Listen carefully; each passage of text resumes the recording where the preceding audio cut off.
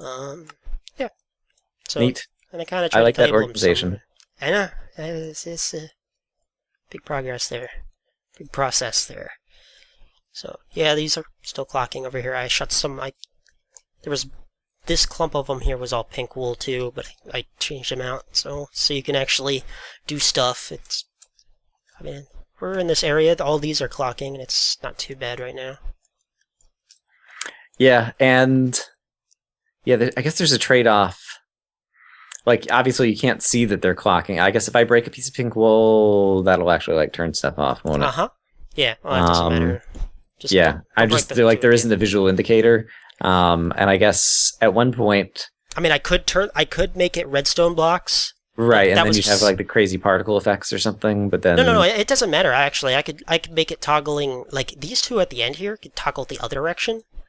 It could be... oh, I see. And then what actually gets displayed on the client is what's on the would other be half of the tick, would kind of. be yeah the second thing that it triggers. I'll just break that one through that. Yeah, I guess that would be for someone who doesn't know. Like, if you already know that the pink is hot and the green is cold or whatever, like then it doesn't matter. But for someone who doesn't know, like having it appear as the redstone blocks on the client, yeah, it just makes it kind of obvious. Yeah, now Yeah, visually which ones are actually that clocking and running. was kind of a personal preference. I'm like, oh, I can make this trigger second, and if I ever turn it off, it kind of ends up as the wool, which is slightly Oh, better I as see. ending Yeah, up so as when you the shut it redstone block. off, then Yeah, it's right. Yeah, then it's that already actually, set up yep. for what I need it to be. So I figured that was a good way to do it. Yeah, it is. Um, so yeah, right now it's the opposite direction, but it still works the same, which is cool. Yeah. I actually just found that out not too long ago that they could be the other direction as long as you trigger them the same time because of how tile ticks work. I actually was like, oh, I could do this the other way. I didn't even know that. I could I was always having the redstone block 1 second, but Mhm. yeah, But you could just say, make it a redstone block, make it a pink wool block, yeah, and it'll it's still trigger. once you made It'll it a redstone block, it says it remembers that okay, I need to activate any command blocks that are next to it. yeah.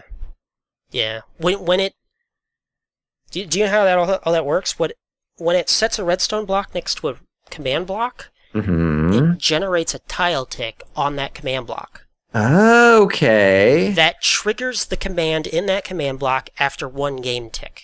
Gotcha. So And when yeah, I've seen the tile ticks. Like they also use tile ticks for things like water updating and sand falling and different yeah.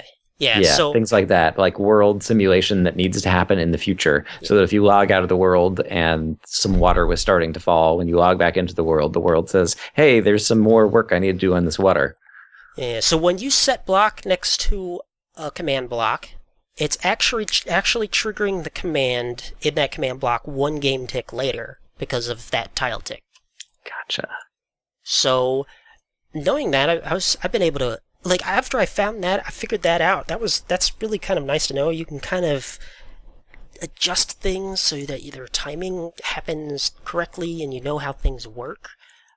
So that's kind of a cool thing. I should show that. Something I discovered doing that. I'm now, like, you see a lot of people, they have this standard way of doing these clocks lately you've seen is like they do like this. Right. They'll have the two A fill over here and another fill on the other end. yeah. That's wrong. That's the wrong way to do it. You should have those two at the end. And the reason for that is if I can actually trigger something here.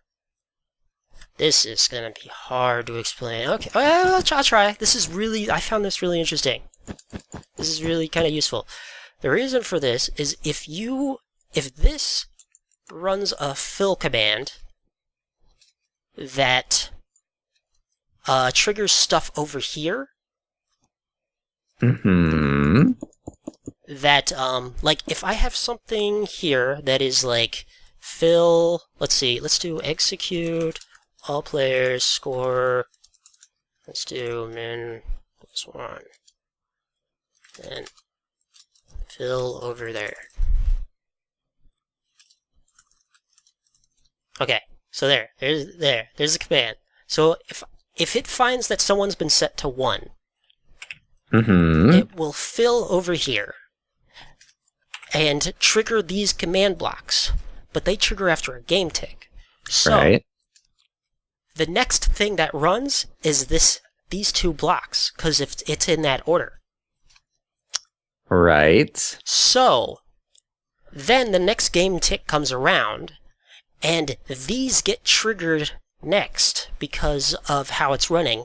And so I can trigger things depending on whatever, and then set that person's number back down to 0 because they're done. And then this comes back through, so they're no longer 0. They're no longer 1. And so it doesn't trigger twice. And it happens in 1 game tick. I don't understand how that's different from having these at the beginning. I guess maybe I'm still missing the essence of it. Because I need to... Okay, let's do... Because if I had those at the beginning... Let's do... Say, okay... I don't know. Say clock... It's so hard to say. Alright, so let's say the clock triggers at the beginning. Okay. And then the fill triggers. Let's just do that. Say fill. Then that means the tile ticks that were generated trigger in the order that they were generated. Okay. So what's going to come through is clock and then fill and then this on the next game tick is what's going to trigger first is this over here. Because the fill ran because the clock ran here first, and this ran second. So on the next game tick, the clock is going to run first, and then the fill is going to run second. So that means this is going to trigger again because that person's still number 1. Oh,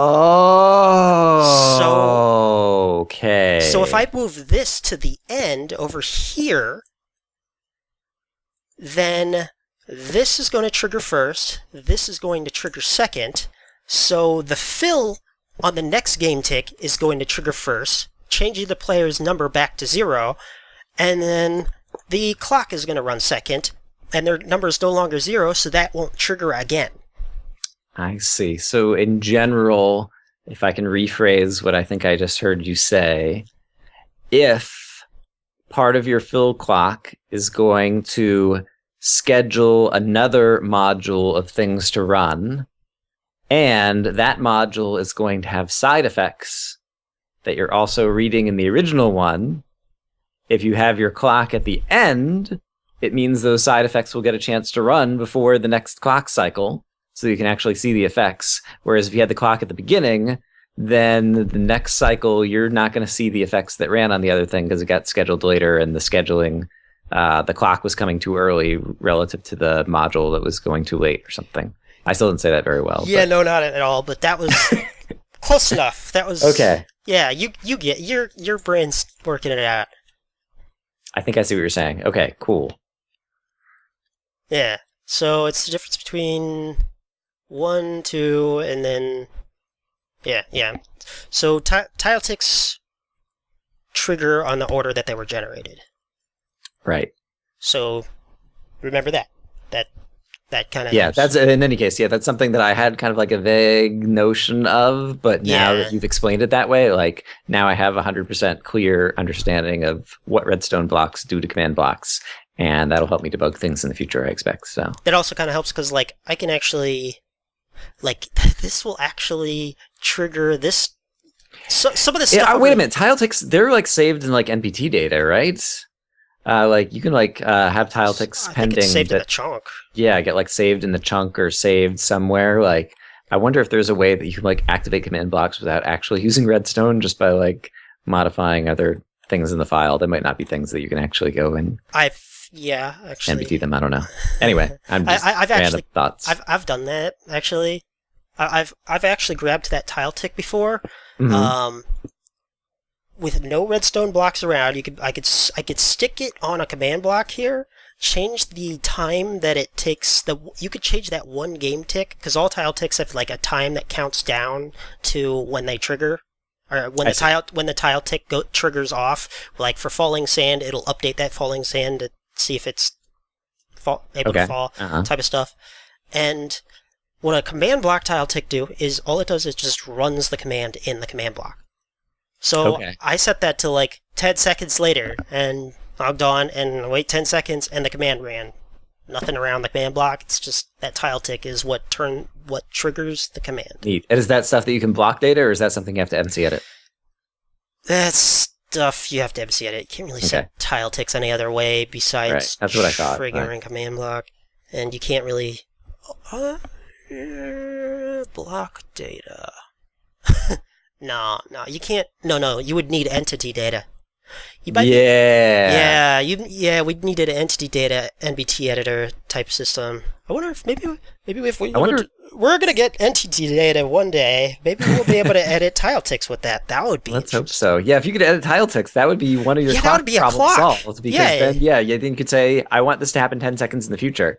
Yeah. It would be 10 seconds of game ticks rather than 10 seconds of wall clock time. Just but trigger. It would still be a scheduled thing that you didn't have to be constantly running a clock, testing values to see when it's time to go when the game already has that built in. Yeah, all you do is trigger the command block and then have a command block right after that, edit that tile tick to be 10 seconds, and it'll trigger that command block again in 10 seconds.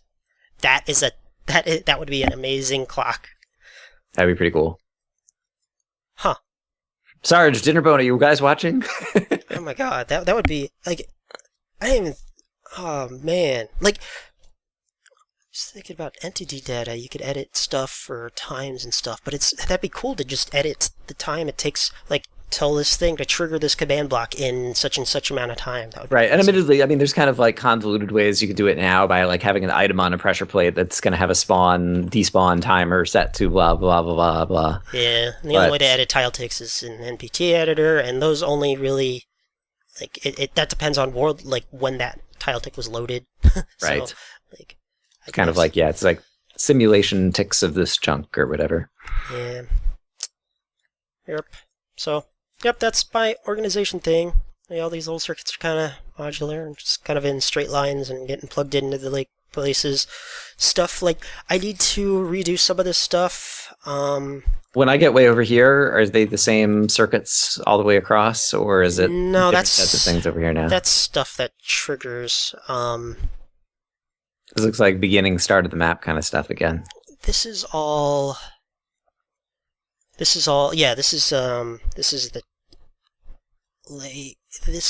stuff that triggers when you enter the troughs. This is a lot of stuff that could fit over here in kind of this system. I could potentially do it, maybe. I might be able to. I don't know. It would go with this, one of these. It would go with the playing system over here. Yeah, this thing, this status system there. Which is these three, which is like the biggest system. This is the thing that's checking for if their location at the beginning of the game. If they enter the trough, they automatically join the team. And when it detects that they've entered the trough, it fills one of these things over here. And everybody that it detected that had actually entered the trough joins that team. Which is it? Options pad. Okay, this is join team. So this is when you join the troughs, or there's a couple things that set this. After the team captain system's done, it sets them to this, and if they're outside of the trough, it sends them to the trough. And a couple other things. So yeah, if they join the team, it sends them. This is the stuff that makes them join the team. So it sets stuff like. Yeah, I see there's like a T-join 1 and T-join 2 or something, and I only kind of glance. It sets their spawn points on certain positions. Or certain things. Kill counts back to 0. Reset some things. Yep. And so yeah, that one. Okay, so that's the trough, the team join. This one's the options pad. This one's the options pad, which is quite a bit bigger. This is like a combination of a couple of things, which worked out really well. This is like a combination of the world. I had the world loader thing that up here that like it's constantly teleporting them just away from here was like its own circuit. Like it detected that they were there and then set a bunch of stuff. But I decided to just have that all trigger whenever it finds somebody enters that options pad over there. And just really just to quick. combine Okay, so, two things. this is spawn chunks here. Yeah. And so the map is somewhere else. And how is it? How far away is it? And how are you teleporting people there in the first place? Or It's about 1,000 blocks. This right here. This is teleporting. This top block. oh, okay, yeah. We saw this right at the beginning, and I just forgot. Okay. Yep. Right, and it's a fixed location, and so you can just teleport them there. No problem. Okay. Yeah, that's just constantly going off just to get them away from here. Some people can't handle this area, like at all. Like 20. This is my fix to Asdajuki and his crappy internet, who would lag out and have to relog every time he entered my world because he couldn't be in this area for too long, or he would just be unplayable.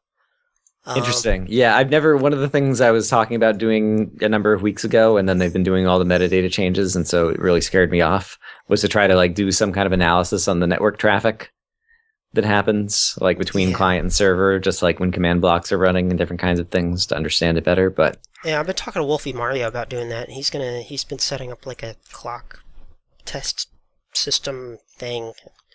Hopefully he does that, but he said not anytime soon, so I don't know. I hope somebody does that one day. I can't. I wish I could. I don't have... Right. It seems like it would be a lot of work, and I'm afraid if they're going to change... we need that. We need somebody to do that. It's a lot of work, but we need somebody to do that, and... Because otherwise it's kind of voodoo black magic trying to figure out what's lagging the game. Yeah. Look, like, currently I need to rebuild some things because of this stupid... this @A thing. Remember there was that Reddit post about the difference between @A and @P. Oh, yeah. And like one's going through all the entities in the world and just filtering out players, and the other one only selects the players or something. And so if you had 1 million mobs or wolves or something, one was going to slow the game down, or I don't remember exactly. @P is laggier than @A. Was the bug. That was the bug. I guess we could call it a bug because that's retarded. That's a bug. Yep. Because @P was scanning all entities, even though it was always returning a player. It was scanning all the entire entity list, and @A was only checking the player list. And so he said he fixed that, and we kind of looked into that and tried to figure out what ran the least, and we did kind of figure out some of that. Like, yeah, they did kind of fix it, but they also added some special stuff to it. Like let's see, @A also checks. Okay, there's like 4 situations. @A checks. There's like an entity list, and a player's online list, and but there's another situation which is @A with either radius. Or, not @A. Well, I guess anything. Any @A, @P, anything with a selector, right? Yeah. Or DX, DY, DY, DZ. Okay, I hit enter. So, like, either radius or DX, DY, DZ, if any of those 4 are in the brackets, it goes to another system, which it just checks that area first. And it checks that section, that chunk. And if it checks for all entities in that chunk, and then and if there's no entities, that's really the fastest way. And all it does is just check for entities at that location. Right. It doesn't check the entire player list or the entire entity list. If you're on a map with a bunch of PvE, there's lots of entities around. So I'm probably going to convert everything into have just one Wither Skull over here and like by itself that just is running everything. Like a lot of these I just have like @P just to check things. So I'm just going to set like everything to that one Wither Skull and just have him running everything. Which I should have done forever ago, but I wasn't sure. Like that's a Do you have like you mean as like targets of execute commands or whatever? Like, I can't find one off the top of my head. He's the executor. Right. the executor. Yep. So that's like a lot of these are just checking numbers, and the only way I could trigger the next thing over here is through an execute. So I see. You need and to target for the execute, and you know there's players in the map, and I have to Yep. check. I have to have a player execute the command to check something, Right. and all of these are like at P, which was checking every entity in the freaking world. So No wonder it was lagging. yeah, it's like Yeah. oh, that's why I've been like getting laggier lately, because I changed a bunch of at A's to at P's to make them faster, but it was actually making it slower because it was checking more things. Oh my god.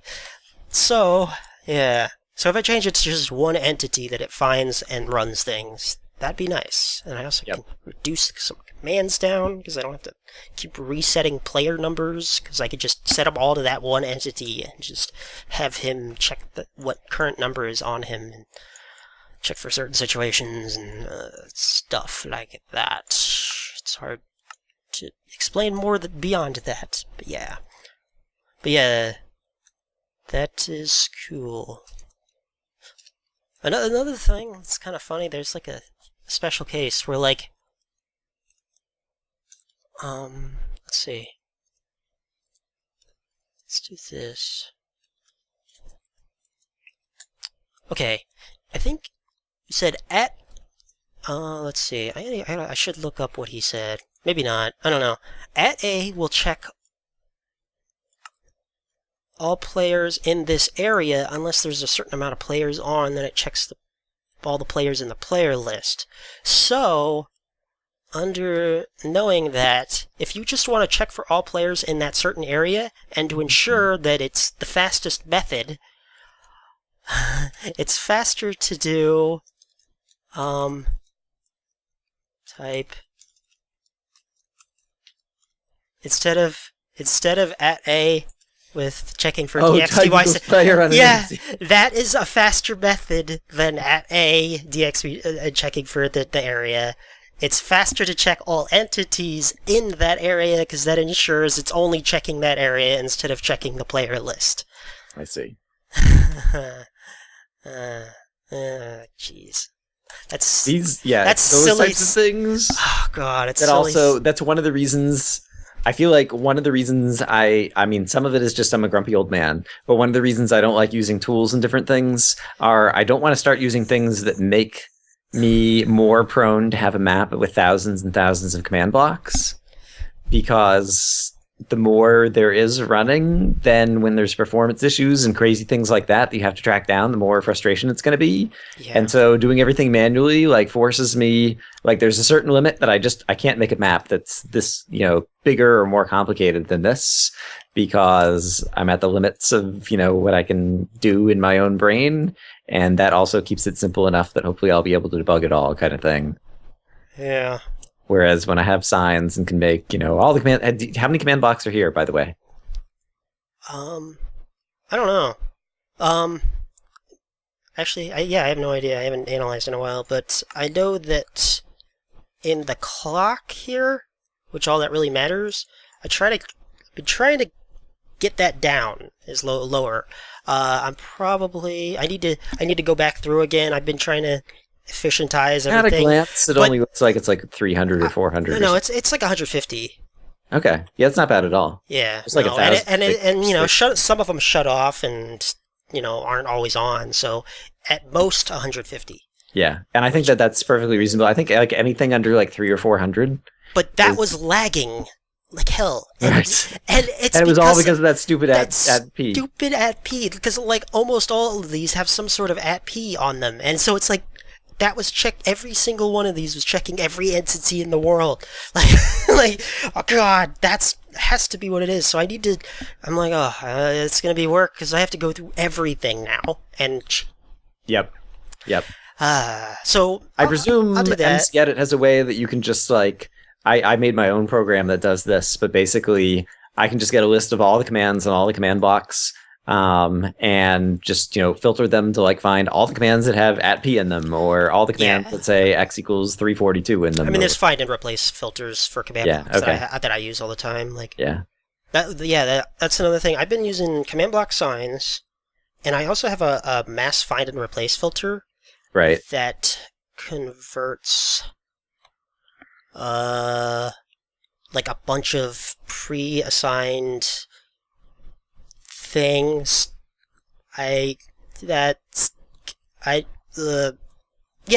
converts a bunch of text in command blocks to like Team 1 stuff and like color stuff. Okay.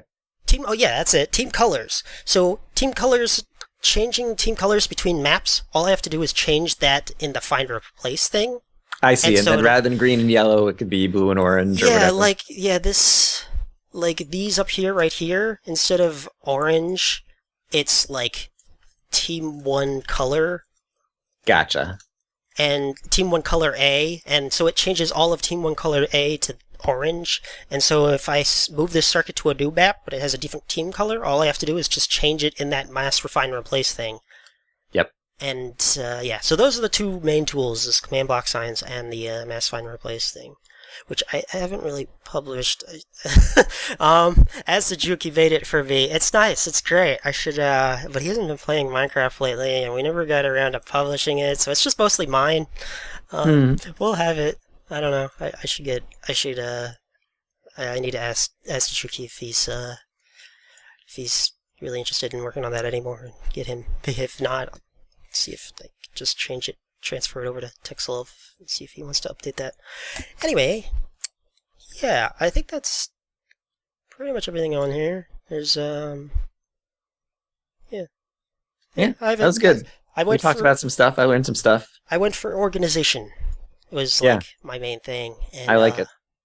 And I was I realized somewhere in the middle of this that we're down at like y=1 or something. And I was like, why don't I have void fog? And it's because I can see the sun and skylight above me. Duh. Yeah. And you've got plenty of room to... Yeah, and I think you don't either anyway in super flat world. I don't know. It must be really nice to have a map where you don't have to have a ceiling above you that's got a bingo map on it in order for the map to work. And so you've got all the skylight and you don't have to worry about night vision when it turns night and all this kind of stuff. Like I actually did. I put in a floor once, people are doing you see like motion, like a lot of those other guys are doing this like grid floor that shows where each chunk is. Oh, yeah. I've seen those. Everybody's been doing those. I put that in for like a day and I couldn't stand it. This is way more cleaner. It is nice. It's nice. I like the most, like the clutter block. The only clutter block in this thing are these white ones here that just kind of have a line, which just kind of shows a chunk border here, and that's it. Like everything else is useful. Everything else is used. Oh, like how all these trigger. It's changing stone to redstone block and back to stone. Which doesn't pop the signs off, which I guess makes sense because they're always sitting on solid blocks. But that's something that I also. Never really thought about or realized before, but that's handy. Yeah, so it keeps those, the signs there, I can always move the signs up one block and change command block, but every time I need to move that command block or something, then I'd have to... Right, yeah. So I like it on the stone. It's also good for, like, in MC Edit, I have to select an area, and, like, I select the bottom left corner, which is the sign here, and then the back corner is whatever's back there, and so it's just another one less click type of thing there. To select the area and to move it and nudge it around. You have to select one corner and then the other corner. Yeah, I should definitely make like one of those squid setups or something for the nudge, because that's the one thing that would actually get me using fill clocks. Team Captain System still has some... this is Team Captain System over here. It still has some comparators and stuff on it. I haven't changed this in God knows how long. So it's... Redstone! Actual Redstone! Yeah, Travis has Redstone over here. Come make fun of him. This is the only thing that I haven't updated. So yeah, you said you still have stuff that you haven't just gotten around to updating yet, and... Because your minecart system... It ain't broke. That's right.